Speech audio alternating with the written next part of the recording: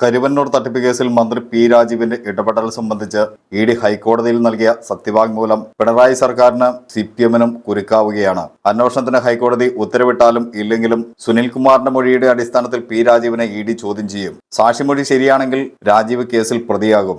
ഇതോടെ രാജീവിന് മന്ത്രിസ്ഥാനം ഒഴിയേണ്ടിയും വരും. സിപിഎം എറണാകുളം ജില്ലാ സെക്രട്ടറിയായിരിക്കെ പി രാജീവ് കരുവന്നൂർ ബാങ്കിൽ നിന്ന് വ്യാജ വായ്പ നൽകാൻ നിർദ്ദേശിച്ചതായാണ് സത്യവാങ്മൂലത്തിൽ വ്യക്തമാക്കിയിരിക്കുന്നത്. മന്ത്രിക്കെതിരെ രാജ്യത്തെ സുപ്രധാന അന്വേഷണ ഏജൻസി ഹൈക്കോടതിയിൽ ഗുരുതരമായ ആരോപണമാണ് ഉയർത്തിയിരിക്കുന്നത്. ഇത് ഏറെ ഗൗരവമുള്ള വിഷയം തന്നെയാണ്.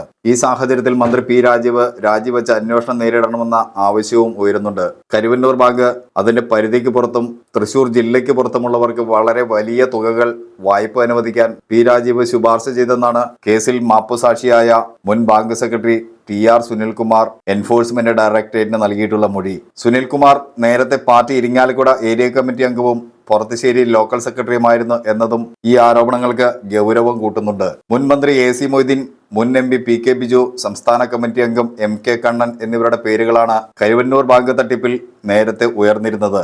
ഒരു സംസ്ഥാന മന്ത്രിയുടെ ഇടപെടൽ കൂടി പുറത്തായതോടെ സർക്കാർ കൂടുതൽ പ്രതിസന്ധിയിലായിരിക്കുകയാണ്. ഇതിനിടെ പാലോളി മുഹമ്മദ് കുട്ടിയുടെ പേരും പുറത്തു വരുന്നുണ്ട്. കരുവന്നൂർ ബാങ്കിൽ വ്യാജ വായ്പകൾ അനുവദിക്കുന്നതിന് നേതൃത്വം നൽകിയ മുൻ സെക്രട്ടറി രാജീവിന്റെ പങ്ക് വെളിപ്പെടുത്തിയെന്നത് കൂടുതൽ ശ്രദ്ധേയമാണ്. വ്യാജ വായ്പകൾ അനുവദിക്കാൻ കരുവന്നൂരിൽ പാർട്ടി തലത്തിൽ ഒരു സംവിധാനം തന്നെ ഉണ്ടാക്കിയിരുന്നു എന്നാണ് വ്യക്തമാകുന്നത്. CPM തൃശൂർ ജില്ലാ സെക്രട്ടേറിയറ്റ് മുൻ അംഗം CK ചന്ദ്രനായിരുന്നു ഇതിനായുള്ള സബ് കമ്മിറ്റിയുടെ ചുമതല.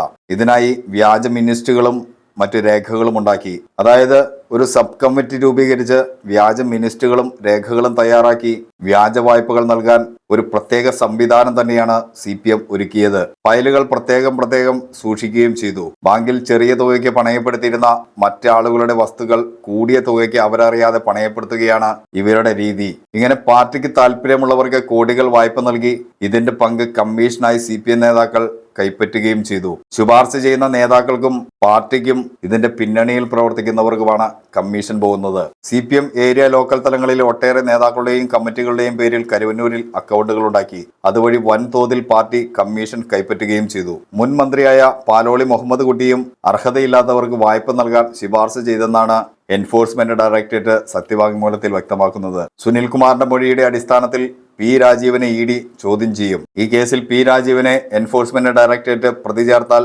മന്ത്രി കസേര തെറിക്കുകയും ചെയ്യും.